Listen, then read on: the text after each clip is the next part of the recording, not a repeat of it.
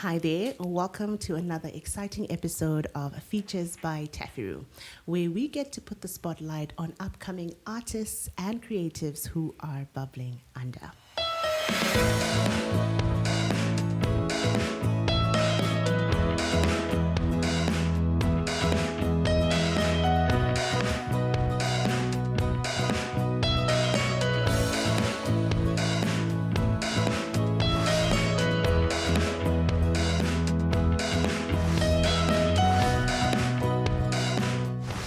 So, the older I get, the more I begin to realize the importance of spoken word and poetry in the creative world. I mean, in music, we need lyrics, in films and television, we need scripts, and then just in life, general, as humans, we need words to communicate so that the people around us know exactly what's going on the inside of us. Words are shaping our world every single day. And that's why I'm so glad that there are women who are rising up and using their words to shape the world for the better. My guest for today goes by the name Matipa Mavunga, and she's one of those young ladies who are rising up and making an impact in her generation with the words that she has, the powerful and thought-provoking words that she has for her generation. And I'm super excited to be talking to her today. Welcome, Matipa. Thank you, Taffy, for having me. No, it's the pleasure is actually all mine. Thank you. So I know you. I've known you for about a year now. But for those people who don't know you, maybe you can start by telling us who you are and why you do what you do. Okay, so my name is Matipa Mavunga, and I'm a poet. My stage name is Matipa the Poet. Okay. So Matipa is a student. He's a university student. I'm currently doing social work at the University of Zimbabwe, and I'm doing my attachment at Friendship Bench, where we deal with mental health and getting people out of depression. Kufungisisa.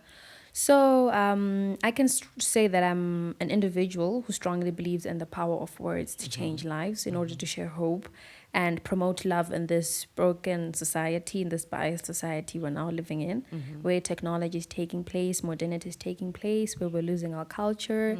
So in a world where we feel like maybe we have lost hope, I believe that my power of words, or the power of words that God gave me, is there to help within the society.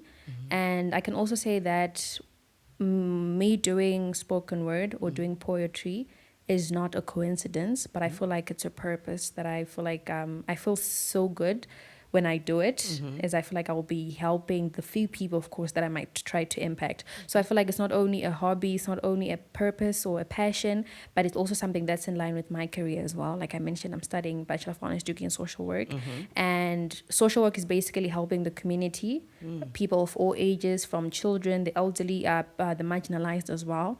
So I feel like poetry gives me that room to link the two, such that I speak I speak in poetry, I speak in spoken word. Then social work then comes in as the part where I act it out. So I feel like the two are somehow interlinked, which makes me not hate my job. Yeah. Yes, when I wake up and I'm going to work, I don't hesitate because I'm doing something that I like. And studying social work also gives me that room to also really understand in depth of what's really happening, the social ills or the injustice that is happening in society, and then helps me to also say it out in my spoken word. Yeah. So I've been actually on various platforms sharing my thoughts, advocating for mental health. I've been on Capitalk, I've been on Star FM, I've been on ZBC as well, Zim Papers Television Network. And it has been helping me to say out more on what I think and share my views.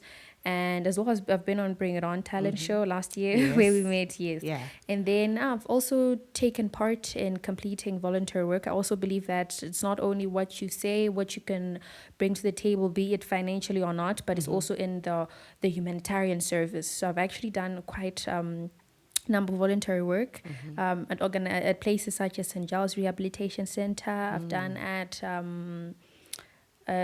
at St. Giles Rehabilitation Center, Jairus Youth Institution, Childline Zimbabwe, and I'm still continuing, hoping to achieve more. Yeah, and I can say Matipa is a person who believes in God as well, because I believe that it's Him who has brought me this far. So that's a glimpse of what I can tell you about me to those who don't know me. Yeah, you said a lot. Okay, so I've got a number of questions varying from everything that you've said. Okay. So I'm like the people I've been talking to recently on the podcast, I've noticed more and more young people saying that they're doing social work and that they want to do something to help society. So I'm finding that very encouraging, that more and more young people are realizing the part that they need to play in society, because a lot is going on in the world. So for young people to actually then take up the mantle to want to actually do something about it, I find that very, very special. So you've done a lot, right, in terms of your volunteer work. Doors have definitely opened because of this gift of talking. Maybe the first question I have for you is, were you always someone who talked a lot when you were younger, or is it something that just came as you were growing, as you grew in confidence? What happened? Were you always like that, or you started off quiet? Okay. It actually started as a funny story. Tell us about it. So I can say that I started writing poetry when I was 14. Okay. Yeah, that was when I was in Form 1. But I didn't really understand what poetry was. But for me, it was a getaway from impromptu speeches. Yes, I was in public speaking. So my hope was that I wanted to leave the school premises. Just like, I just wanted to leave the school premises and go for competitions. But the only platform that I had was to speak. Yes. So it was either I would go for public speaking or I'd go for poetry. So I actually then just started with poetry because I didn't like impromptu speeches. And apparently for junior category, it was Form 1, Form 2, and Form 3. And I was the only Form 1 amongst Form 3s. Okay. So I was just like, you know what, I'm just going to give it my best. Yeah. God, if I'm meant for this, please just help me. So yeah, apparently I was actually the Form 1 chosen among Form 3s. Oh, wow. Yes. So it allowed me to leave the school premises. And I was like, oh my gosh, this is the pass key to leave the school premises. So it means I can do it again. What was so bad about the school premises? Well, I was at missionary school. Okay. So the rules will be a bit restrictive on how you leave the school premises. Yeah. And I wasn't a sporty person. Okay. So I can't say sports would allow me to leave. So I had to find another way to leave. Yes. Especially for the Catholic games, the classes. Yes, I was by Regina Mundi. Okay. So yeah, I figured that Form 1, I managed to leave. Tried it again. Form 2, it worked. Form 3, it also worked. Form 4, it worked. So that way, I was just known as Matipa the poet. Yes. This then changed when I then started my advanced levels at Monte Cassino Girls High School. And this time now, it wasn't about leaving the school premises because that's when we had COVID-19. So we really left the school. But instead, that's when I actually started studying English literature. I'd never studied it before. So that exposure to English literature made me love poetry more. It made me appreciate it. It made me understand it a bit better as compared for just leaving the school. Yeah. Yes. So this time I would analyze it. I would get exposed to different pieces, different books. Those by Roland Marshy, Shakespeare, even though they were hard. Yeah. But yeah, I would get exposed to different literary work, and they somehow spoke to me, and they also somehow nurtured me on how I felt like I would improve in my work. So that's when I actually set goals for myself that after I finish my A-levels, I'm supposed to take my poetry more seriously. I'm supposed to post on my Instagram pages. I'm supposed to make videos.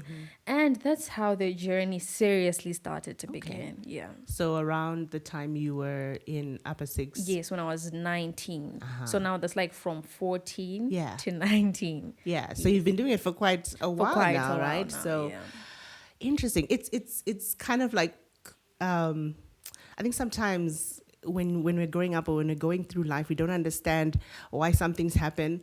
I find it funny that maybe just you trying to get off the premises actually then developed this gift of being able to speak, and you then ended up growing, you know, in love with this spoken word thing, you know. So something that is seemingly negative at the moment actually then nurtured something positive in you, because now you're using this gift to change people's lives, basically. True. Okay, so what lessons have you learned in spoken word, in poetry, that you can use in your life today, like in general? Okay. So the most important lesson that I've actually learned is patience. Okay. Because I can say that when I started taking poetry seriously at the age of 19, I wanted opportunities to come very fast. Okay. Yes. Yeah. Also considering that I was saying, I started poetry when I was 14, so I expect opportunities to come my way very quickly.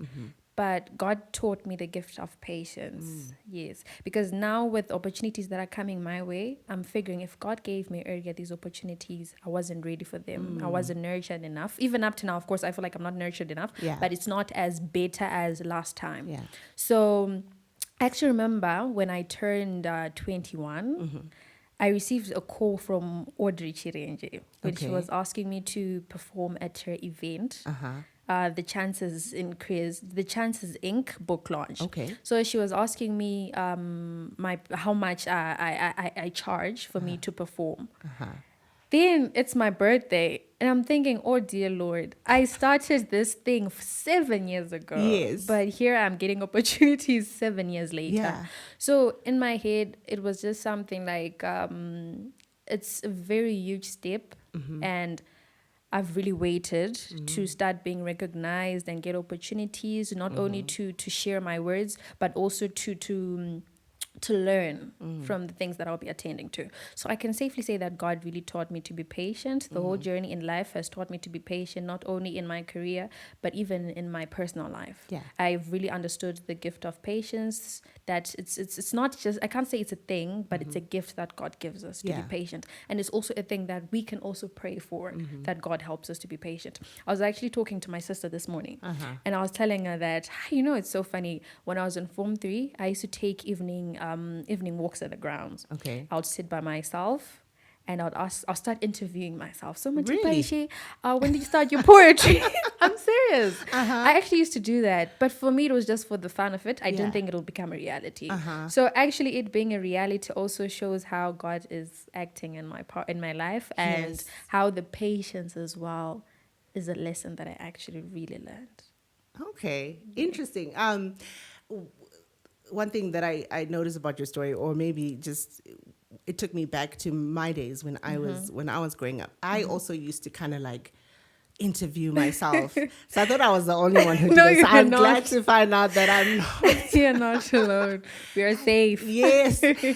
That's amazing. Okay, so you actually used to, very few people, if I'm to think about my time in high school, would actually just take walks and then just be by themselves, because I think at that age, people are looking for acceptance and looking to be where people are, and all of that. So that's something that's unique about you, I think, having that time to really be by yourself and be okay with yourself and dream about the future, you know? Yes. So that's really cool.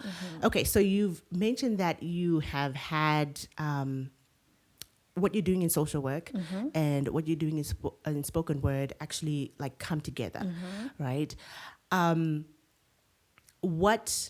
So maybe you could take us back into maybe how your spoken word is translating into your social work, or how your social work is translating into your spoken word. Maybe how is that coming together exactly? Maybe you can shed more light on that. Okay. So what I can say first is that what inspires my poetry.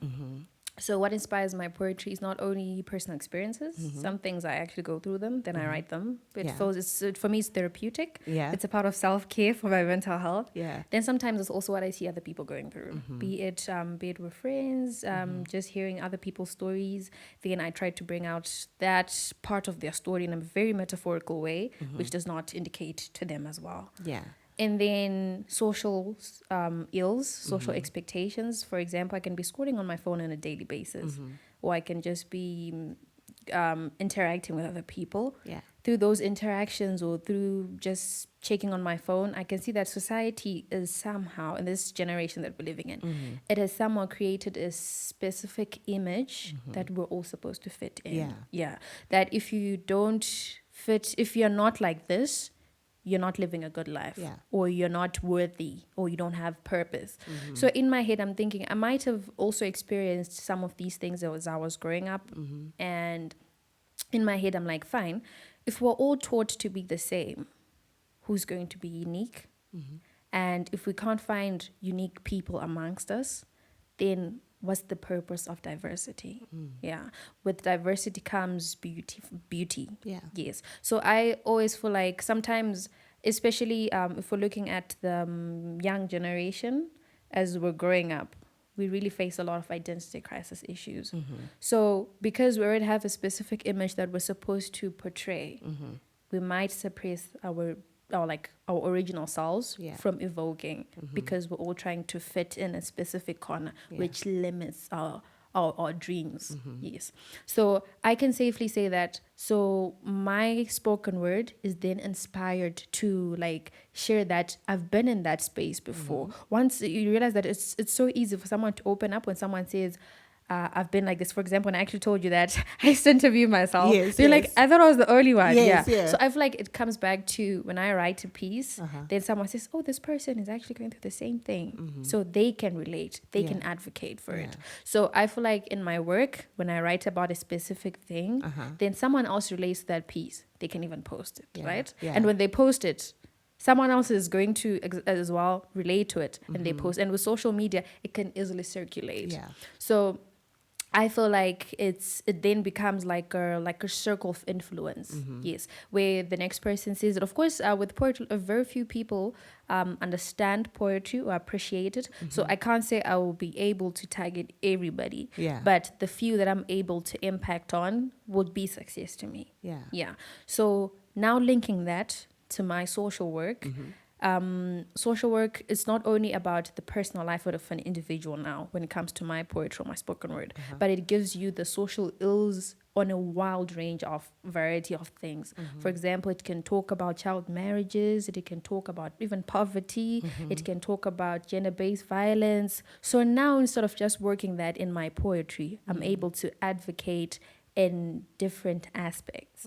And now maybe there are different organizations maybe which are willing or looking for someone who's able to be that voice of what they're doing. So yes, it's also what I'm doing in work, but I'm bringing in a little aspect of what I like doing, such that when I get such opportunities, because it's not only work, be it you're being paid for or you're not being paid for, I then do it wholeheartedly, because I believe that when you do something passionately, you're different from someone who's doing it because of circumstance. They'll just do it until the limit. You're supposed to do this, then they complete. If it's a task that needs this, but with passion now, you start to think, but if we try to initiate such an idea, we're able to excel even better than the target that we have. So that's what I then like about my career and social work, and me as a spoken word artist, as a poet, that I'm able to use the two and try to bring the best in just everything that I'm doing than just being average. Yeah. Yeah. I think that's absolutely powerful. I think picking up from what you have mentioned there, that maybe your spoken word allows you to be open and to share your experiences. And then that allows other people to be vulnerable and to share their experiences. Very true. And then that kind of like, it's like kind of a cycle or a circle that's now you're able to then help each other, right? In terms of then sharing your experience, they share their experience, they heal from their experiences, and they're able to heal other people. So, it's like, because I think probably people are very closed off. We don't like sharing the negative things that happen Yes. in our lives. I think we've seen it even on social media that you know it's usually just the best that is posted online and things like that.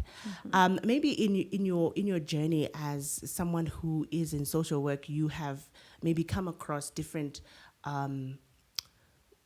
issues that people face, right? And I've been hearing a lot on depression, right? There's a lot of depression that is going on around in the world, but mainly in young people. You know, I think young people are struggling these days.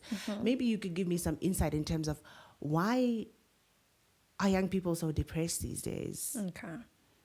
I think the starting point is of what I mentioned before, that society is creating a certain image that it's a must. You're supposed to have, for example, this type of body. Yeah. For example, if you're a girl, you have to have this type of body. If you're a guy, this type of body. And you need to have this certain lifestyle. If it means going out, posting happy pictures, having an iPhone. Yeah. Yeah, having a car. Yeah, just having the latest things that are trending in society. So because we're then pushed to the limit, we go beyond our capacity to portray that lifestyle. So when we then fail to meet the standards, we are depressed. But because all of us in the same room are assuming the same thing, that we're all financially stable, we're all socially stable, emotionally stable, I can't speak because everybody else in here is okay. Yeah. But this only changes when your circle also changes. That's what I actually figured. I actually thank God that I'm working at a mental health organization. I feel like it's a reason. It was like a reason that God put me there. Nowadays, it's not so it's not so hard for me to open up. When I have a problem, I can easily talk about it because it's an open space where I meet people who are already focusing on that. So yes, it's work, but it's also trying to help with your mental health.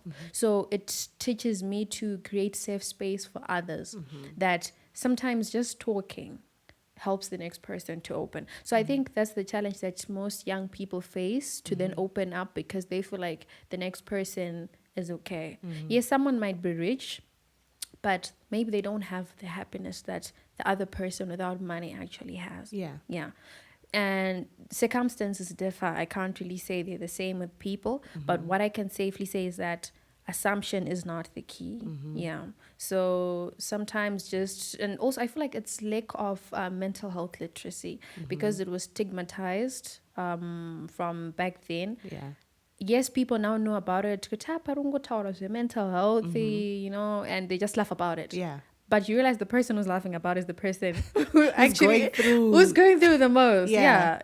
The person who's laughing about it the most, the person who's going through the most. So you figure out that yes, people now have little knowledge of its existence, but the literacy of it they don't have. So I appreciate organizations who are actually making all their efforts to make people literate about it. And I feel like such movements will also be good with young people who also take part in it, because as young people it might be difficult for us to listen to older people. Yes, definitely. Yes, so if there are other young people taking part in it as well, we can easily follow through. Besides, the young generation is the future, so Yes. yeah, I feel like working with them as well helps people to get out of their shells and be comfortable to open up. Okay. Okay. So I know that maybe some people need like just my tips, you know, like people are like, so how do I take care of my mental health? So I know you were saying it as you were speaking there, but maybe people just want to, you know, 5 steps to maintaining mental health. Maybe you could just give us like a shotgun answer in terms of what young people can do to take care of their mental health. All right, so basically self-care or kuchengetedza utano wepfungwa refers to the activities that are recommended for us to take care of our mental health, right? Just the same way as we take care of our bodies. For example, we eat, right? Yeah. So doctors recommend various things. For example, exercising, having adequate sleep, sleeping about 6 to 8 hours per day. Okay. So it doesn't necessarily have to be these things, but it can be something that you enjoy doing by yourself. Okay. Because with self-care, we're not saying it's group self-care, you know, it's personal self-care. So you might be someone who likes listening to music, watching TV, reading novels, going to the cafe, just being on your own space, but something that helps you to feel better when you do it. So now with self-care, we're not saying that this thing you're supposed to do it only when you're feeling suppressed, but it's supposed to be a daily routine that you do, or a weekly routine. So let's say, for example, let's say I'm a music person. I like listening to music. So let's say I start my day by listening to music, right? That way I know that I'm going to start with a peace of mind or with a clear head, which helps me to focus during the day. Then after a very exhausting Monday, I'm so tired from work or be it from school. Yeah. And I just want to be alone, or I just don't want anyone to ruin or make the day even worse. I can as well listen to music because that's what calms me, right? So I listen to music. That way, that's when you experience OT. If you were thinking about a lot of things, that way they've cleared from your head because you've practiced self-care. Now you're no longer experiencing lack of sleep because of depression, lack of sleep because you're overthinking.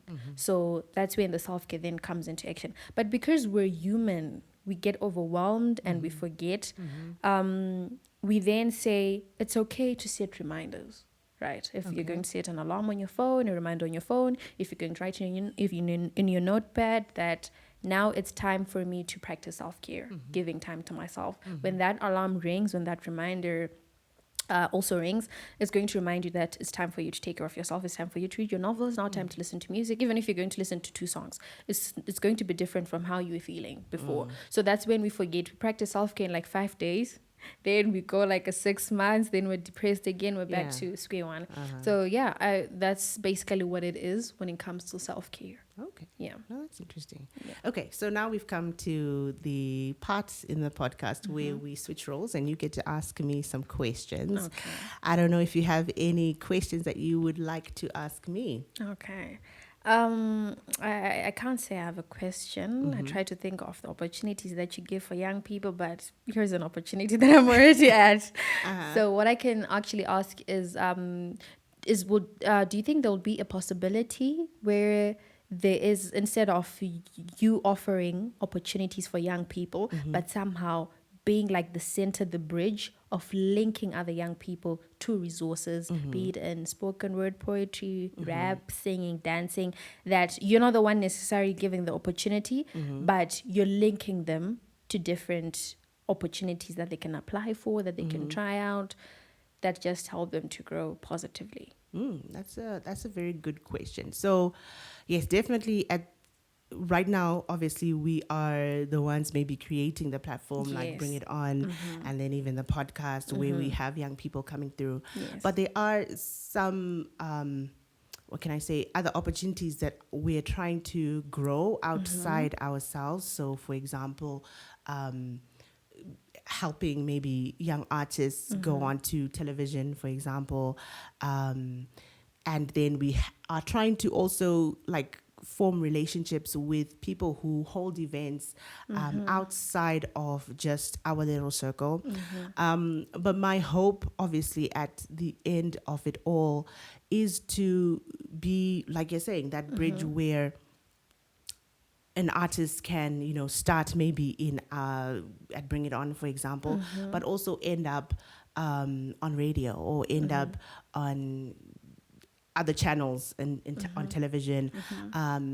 Just because the dream, I guess, for my husband and I is to be able to empower young people in the arts and eventually be able to kind of like fill the entertainment industry with Christ-centered entertainment. Because we believe that, Christ is the center of it all. Very true. And the answer to it all. I think a lot of the young people young people, really, a lot of young people have kind of neglected their relationship with, Christ, being connected to Jesus. Because I strongly believe that once we have Jesus at the center of everything in our lives, yes, we have, issues that come, things that bring us down. We have, obviously the world just has a way of Very just true. bringing lots of things in our lives that are just that just bring us down, that get us depressed, that all of these things. But as long as we have Jesus at the center of our lives, I think we're able to weather the storms of life. So basically for us, it's like then infusing whatever entertainment that we're consuming with Christ-centered music, Christ-centered films, So we're not saying that it's gospel filled as such, but there are principles that Jesus teaches us in the Bible that help us live life. Principles of love that show us, okay, check on your neighbor, see if they're doing okay, share what you have. Principles like just I think Yes. I think you get what I'm trying to say. Like in terms of if we have Jesus at the center of everything, then all of the other things that we have That we struggle with. we have the answer to. And so you were talking about how people can be listening to music. Obviously, if somebody's hobby is listening to music and they're practicing self-care in doing that, right? If they're listening to music that's talking about drugs and Yes. I mean, that will be counterproductive, right? To Yeah. actually but if they listen to music that's inspirational, music that's saying, there's light at the end of a tunnel, the storm will end, True. I think that kind of music has the Hopeful kind of music. impact that, that then uplifts somebody. Yeah. So obviously we can't do it. The industry is big. The things that we need to do in this industry are a lot, and just the opportunities that we are giving, Shishoma, it's not even, it won't do much. It just makes a small dent. So we definitely need to create those bridges that allow people to move from just this small section to a bigger platform so that they're able to impact in their areas of influence. I don't know if that makes sense. Yeah, it makes sense. And I'm actually grateful for the opportunities that you're giving us as young people, because had it not been for Bring It On as well, I wouldn't be here. Yeah. So yeah, I'm actually grateful for them. It's the first step that matters. It definitely is. And I've realized that if you don't create the opportunities yourself, they don't just come. Very true. So Very for true. us, it was like, if we have this dream, we need to start somewhere. Very true. And what is in our power, what is in our sphere of influence, what is in our control, so that we get it started. And then only when we got that started did we have that other door open and the next door open, But if you're not doing anything, nothing comes the opportunities your way. won't come your way. So yeah, this is only the beginning. We're hoping to do more. Yeah. I'm sure we'll get there. We'll definitely get there one Yes. day at a time. Yeah. Okay. So maybe we could end this episode by you giving maybe a word of advice to young people who are coming up, maybe people who want to do work that is related to helping other people, like social work and all that, or maybe people who want to do spoken word and who want to make an impact using their words. What kind of advice maybe could you give to people coming up? Okay, so to all young people who may want to achieve their dreams or do more, what I can say is humility is the first step as well. Humility is the first step. Whatever you want to do, just go for it. Like what I was talking to Taffy about, the first step is the most important part that matters in everything. Once you start it, everything else will follow. If you're a Christian, if you put God first, and also the rest will follow. So go after your dreams. You realize that as the first thing is done, the rest will follow. Taking time and overthinking of the what ifs will just pull you back. So go for it and grab all the opportunities that you can. But humility and prayer will help you reach greater heights. Yeah, I think that's the advice I can give them. That's special. That's special. Thank you. You have heard it for yourself. Take that first step. Stop overthinking things and go for it. And who knows where God will take you. And with that, thank you so much for joining us. And until next time, goodbye.